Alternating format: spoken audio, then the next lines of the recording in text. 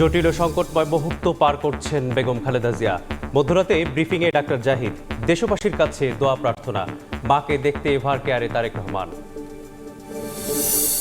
তারেক রহমানের ঐতিহাসিক স্বদেশ প্রত্যাবর্তনে রাজনৈতিক অধ্যায়ের নব সূচনা, জাতিকে ঐক্যবদ্ধ করতে ভূমিকা রাখার আশা বিশ্লেষকদের। বিএনপিতে গুণগত পরিবর্তনের আভাস। 10 কার্য দিবসের মধ্যেই শহীদ হাদি হত্যার চার্জশিট, অন্তর্বর্তী সরকারের আমলেই বিচার নিশ্চিতের আশ্বাস, 8 বিভাগে অবরোধের ডাক ইনকিলাব মঞ্চের। অবজব না থাকায় শাহজালাল বিমানবন্দরে আমদানি রপ্তানি বাণিজ্য ব্যাহত, অতিরিক্ত সময় ও খরচের ভার উদ্যোক্তার কাঁধে, প্রধান উপদেষ্টার কার্যালয়ে বিজিএমইএর চিঠি।